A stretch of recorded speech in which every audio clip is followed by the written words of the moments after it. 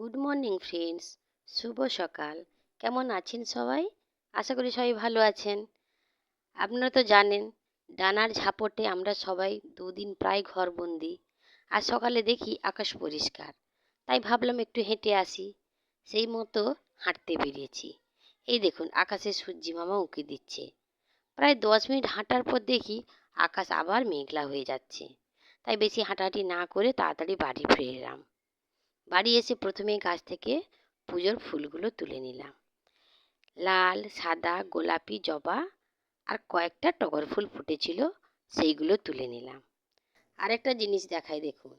আমার ছাদ বাগান থেকে আমি থানকুনি পাতা, পেয়ারা, লেবু আর পুঁইশাক তুলেছি।